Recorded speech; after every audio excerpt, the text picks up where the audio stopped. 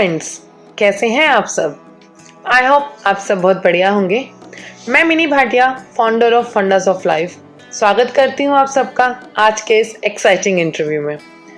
आज हमारे साथ एक आइडियल वाइफ, एक आइडियल मदर एंड एक आइडियल लेडी है, जिन्होंने फैमिली को प्रायोरिटी देते हुए अपनी जॉब छोड़ दी, लेकिन उन्होंने इसको भी एक चैलेंज की तरह एक्सेप्ट किया और अपनी स्किल्स एंड नॉलेज को एनहांस करने के लिए न्यू कोर्सेज ज्वाइन किए।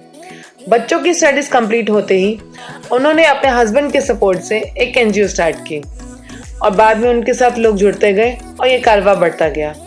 वो एक लाफ्टर योगा टीचर हैं जो दूसरों की लाइफ के स्ट्रेस को लाफ्टर योगा से दूर करती हैं। इस समय वह एक एनजीओ का कार्यभार संभाल रही हैं जो गर्ल्स को एम्पावर करने का काम करती हैं। इनकी लाइफ का फलसफा है, जिंदगी गुलजार है अगर आप सदाबहार हैं। आइए और बहुत कुछ जानते हैं सुनीता खुराना जी के बारे में। हेलो सुनीता जी, कैसी हैं आप? हेलो, बहुत अच्छी हूँ मेरी। And how are you? I am also very well, thank you so much. तो हम आपका सफ़र शुरू से जानना चाहेंगे। सुनीता जी पहले क्या थी, अब क्या है, क्या चैलेंजेस आए, कैसे उसको ओवरकम किया? मैंने पहले सफ़र की शुरुआत तो जैसे सब नॉर्मल लोग होते हैं उनके अकॉर्डिंग मेरी भी हुई थी। After MSc I started working in research and development of HCL। I was very happy, got married, 2 बच्चे हुए। उसके बाद थोड़ा नॉलेज गेन करने की इच्छा थी, कुछ कोर्सेज करती रही। जैसे मैंने एरोमा थेरेपी को समझने के लिए किया। उसके बाद मैंने नेचुरोपैथी एंड योगा का कोर्स किया 2 साल का। And knowledge I attend really help me in my daily life. And the best part is कि मैंने उसको यूज़ भी किया। कुछ साइंटिफिक टेक्निक्स को मैं आज तक यूज़ करती हूँ। बहुत बढ़िया। तो जैसे आपने बताया, नॉर्मल जब लेडीज़ का ऐसा फेस होता है वैसे ही आपका रहा। शादी, बच्चे, जॉब, परिवार। जब बच्चे सेटल हो गए तो उसके बाद आपने अपने आप को कैसे एंगेज रखा? नॉर्मली देखने में आता है कि जब बच्चे बड़े हो जाते हैं, वो सेटल हो जाते हैं, तो जो लेडीज़ हैं, स्पेशली माएँ, वो बहुत अकेला महसूस करने लग जाती हैं। हाँ, नहीं, ये बात तो बिल्कुल ठीक है आपकी। लेकिन मैं आपको बताना होगी कि जब मेरे सेकेंड इशू हुआ था उसके थोड़े टाइम बाद ही मैंने जॉब छोड़ दिया था। And I was probation list में, मेरा प्रमोशन लिस्ट में सबसे ऊपर नाम पर था। अच्छा। बट मुझे लगा कि पहले बच्चे पालना, अच्छी से बच्चे पालना जी। तो मुझे जॉब छोड़ना मतलब एक को तो देखना ही था जी। उसके बाद मैं ये कहूँगी जब बच्चे बड़े हो गए तब मुझे ये फील आने लगा कि ये now I should do something. इससे मैंने बहुत पहले इस फेस को देखते हुए ही because of motivation my husband और अपने ही बच्चों को पढ़ाना था। मेरी बेटी TPS में पढ़ती थी, बेटा इंडियन में था, उनको साइंस पढ़ाना शुरू किया। तो जिस चीज़ को मैंने पहले ही नहीं स्वीकारा कि मैं टीचिंग जॉब नहीं करूँगी, वो अपने आप मेरी लाइफ में आ गया। और उसके रिजल्ट को देख के और बच्चे मेरे पास पढ़ने आ गए तो मैं बच्चों को ट्यूशन इंस्टीट्यूट मैंने खोली। यस, मैंने पढ़ाया उनको एंड आई रियली एन्जॉयड। आज तक भी मैं पढ़ाती भी हूँ। अच्छा, बहुत बढ़िया। I teach science to senior classes. Okay जी। सो उसके बाद का फेज क्या रहा? बच्चों को पढ़ाया जी। अब आज आपके बच्चे सेटल्ड होंगे जी। तो अब आप अपने आप को कैसे एंगेज रखती हैं? जब मेरे बच्चे बड़े हो रहे थे तभी उन ड्यूरेशन में ही मेरे को ये फील आनी शुरू हो गई थी कि now I have serve my family, अब मुझे कुछ सोसाइटी के लिए करना है। वो फील बहुत ज़्यादा मेरे अंदर घर करती जा रही थी। I was just searching for a way out. मैंने एक NGO बनाई, मुझे अपनी लाइक माइंडेड फ्रेंड्स मिली, वो भी ऐसा ही करना चाहती थी।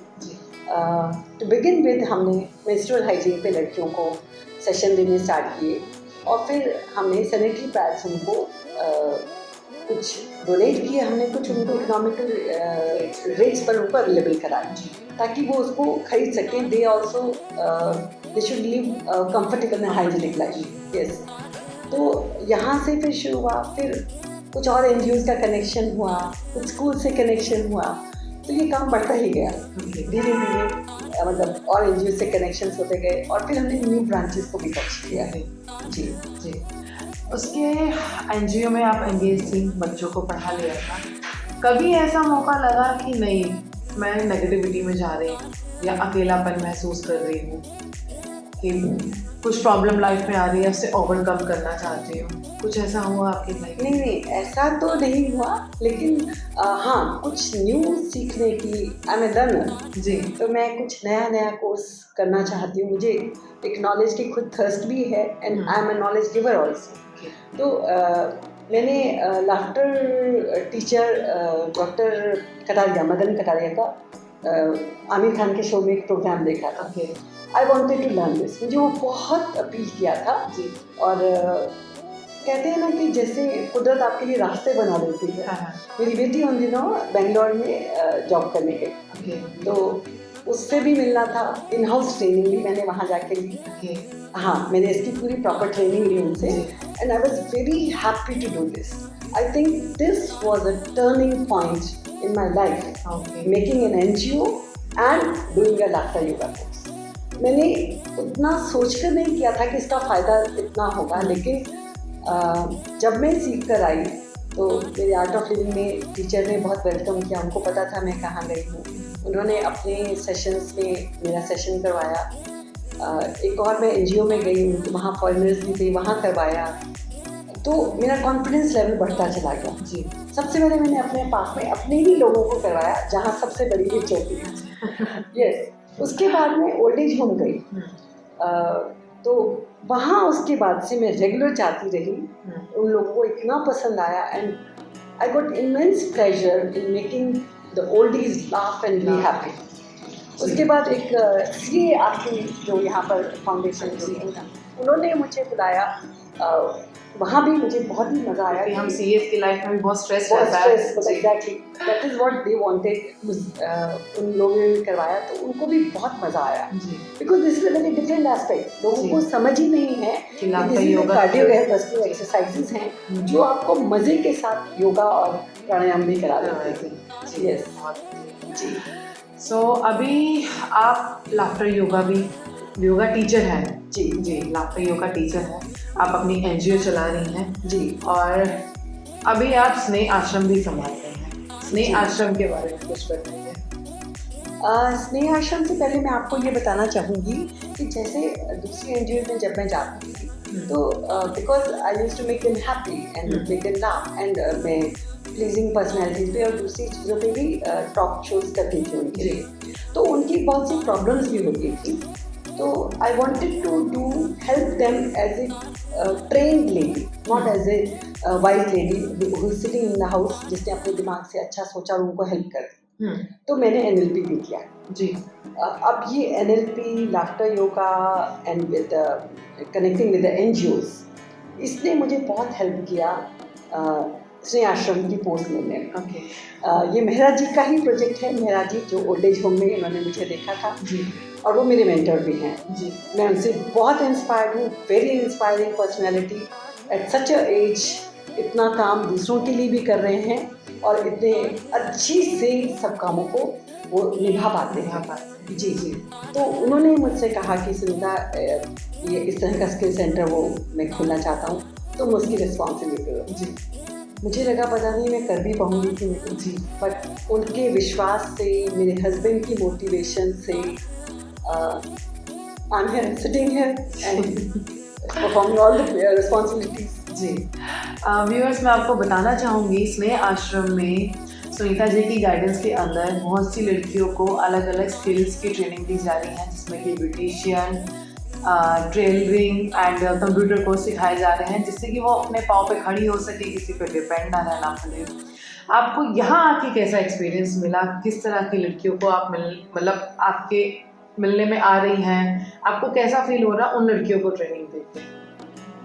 एक तो पहली बात है, सबसे पहले इसका क्रेडिट जाता है मेहरा जी को जी, जिन्होंने ये सोचा और इतनी बड़ी सपना भी देखा और इन लड़कियों की सपना देखने की हिम्मत दी। यस, तो सबसे पहले तो उनका शुक्रगुजार जिन्होंने ये इस संस्था की नींव रखी जी, और उसके लिए मुझे सेलेक्ट किया। और मैं खुद को भी उसके लिए शुक्रगुजार कहना चाहूँगी कि अच्छा हुआ मैंने ये रिस्पॉन्सिबिलिटी ली। मतलब और मैं आज बहुत खुश हूँ। This is best phase of my life I am living. यहाँ आकर लड़कियों से मिलकर, उनको मोटिवेट कर उनको अलग अलग तरह की बातें बताकर, उनको डिफरेंट कोर्सेज के लिए, देखिए डिफरेंट ट्रेनर्स हैं हमारे पास, मैं उनको ट्रेन नहीं करती, बट मैं उन सबको आई जस्ट वॉच देम कि everything is going on smoothly in the institute. तो इसके लिए मेहराज जी भी खुद रोज़ आते हैं। आपको मैं बताऊं, अभी वो थोड़ा सा उनको हेयरलाइन फ्रैक्चर है, उसके बावजूद वो यहाँ आते हैं एंड उनको देख के मैं ये कह सकती हूँ कि मुझे बहुत अच्छा मोटिवेशन, जो वो इस एज में इतने एफर्ट्स कर रहे हैं, तो हमें तो उनसे डबल ट्रिपल एफर्ट्स करने चाहिए। And I am very happy the trust he has shown on me जी। तो इसलिए मैं ये कर पा रही हूँ जी, because of the things I was equipped. और एंड आई थिंक जब मैं यहाँ आती हूँ, I have goosebumps still, I do have. This is my passion. Actually, लोगों से मिलना, लोगों से कंटैक्ट करना, उनको नॉलेज देना, उनको बढ़ते हुए देखना और उसका जरिया बनना, अपनी लाइफ को मीनिंगफुल समझना। मतलब मुझे लगता है कि जो NGO जब मैंने बनाई थी तब भी यही एक मकसद था कि अपनी लाइफ को मीनिंगफुल बना दो जी। आज I am confidently I can say आज मेरी लाइफ मीनिंगफुल है। सीरियस। तो आप हमारी यंग जनरेशन को, अपनी एज ग्रुप की लेडीज को या बच्चों को क्या मैसेज देना चाहेंगी? मैं तो यही कहना चाहूँगी कि be happy, spread happiness, and when you are happy आप क्रिएटिव होते हैं, आपके दिमाग में न्यू आइडियाज आते हैं, you become likable, you act like your personality becomes charismatic, आपको लोग पसंद करने लगते हैं। और सबसे ज़्यादा इम्पॉर्टेंट, आप अपने आप को पसंद करते हैं, you become lovable, आप अपने आप को लव करते हैं। और सबसे बड़ी बात, आपकी लाइफ को मीनिंगफुल बनाए, कभी किसी के लिए ज़िंदगी काम आए। वो कहते हैं ना, कौन सा गाना है ना राज कपूर का कि किसी की मुस्कुराहटों पे हो निसार, जीना इसी का नाम है। तो अपनी लाइफ किसी का दर्द ले सके जो, किसी का दर्द। तो यहाँ आके मैं जब लड़कियों को देखती हूँ, और जब मैंने लड़कियों से पूछा कि आपको ये इंस्टीट्यूट उनको अच्छा लगा क्या, कई लोगों की, लड़कियों की आंखों में आंसू थे कि बिकॉज ऑफ सर्टेन रीजंस वो कर नहीं पा रही थी, आज वो खुश हैं ये कर। तो मुझे खुशी है कि मैं इस चीज़ का एक हिस्सा बन पाई। मतलब हमें वो जरिया बनाया गया है कि हम उन्हें ये खुशी दे पाए। तो बिल्कुल अपनी लाइफ को, नॉर्मल लाइफ तो कंफर्ट जोन में तो सभी रहते हैं जी, अपनी कंफर्ट जोन से बाहर आइए, लाइफ को मीनिंगफुल बनाइए जी। देखिए व्यूअर्स, सुनीता जी ने कितनी बढ़िया बात कही है कि अपने कंफर्ट जोन से बाहर आके अपनी सोसाइटी के लिए, आसपास के लोगों के लिए भी कुछ करना बहुत ज़्यादा संतोष देता है, अपने आप को, आपकी लाइफ को मीनिंगफुल बनाता है। इसी तरह से हमें अपनी लाइफ में कुछ ना कुछ करते रहना चाहिए और अपने पैशन को फॉलो ज़रूर करना चाहिए। कई लोग सिर्फ अपने दिनचर्या में या अपने जीवन यापन के लिए जो काम करना चाहते हैं सिर्फ उसी में उलझे रहते हैं और अपने पैशन को फॉलो नहीं करते, जो कि सुनीता जी ने बिल्कुल करके दिखाया है कि अपने पैशन को फॉलो भी करना है, अपनी जिम्मेदारियों को पूरा किया अपने परिवार की, उसके बाद अपनी खुशी के लिए, अपनी लाइफ को मीनिंगफुल बनाने के लिए आज वो 2 NGO चला रही हैं। Laughter yoga club, teacher, laughter yoga की टीचर हैं वो, लोगों को वृद्धाश्रम में जाके उनको खुशी दे रही हैं, लोगों को खुशी दे रही हैं। तो हमें इनसे बहुत कुछ सीखने की ज़रूरत है। अगर आप भी इस तरह से कुछ करना चाहते हैं तो आप सुनीता जी से कॉन्टेक्ट कर सकते हैं। सुनीता जी, अगर आपसे लोग कॉन्टेक्ट करना चाहें तो कैसे कर सकते हैं? मुझे फ़ोन कर सकते हैं। इस आश्रम में, ग्रीन फील्ड्स में जो आश्रम है, यहाँ आकर मिल सकते हैं जी।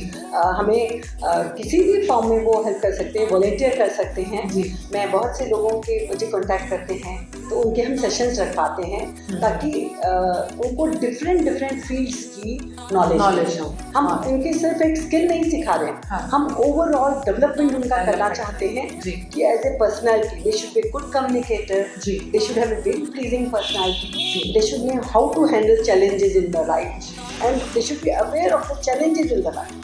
तो ये सब चीज़ें हम कवर करने की कोशिश कर रहे हैं ठीक है बस आज का इंटरव्यू हम यहीं ख़त्म करते हैं। हमें तो बहुत अच्छा लगा सुनीता जी से बात करके। आप भी कमेंट्स में ज़रूर बताइएगा कि आपको कैसा लगा और सुनीता जी से आप कैसे इंस्पायर हुए। इसी तरह के और इंटरव्यूज़ को लेकर हम आते रहेंगे। आप हमारा यूट्यूब चैनल सब्सक्राइब करना मत भूलिएगा और लाइक का बटन ज़रूर दबाइएगा। Thank you so much, bye bye, take care, stay Thank you. Healthy, thank you so much.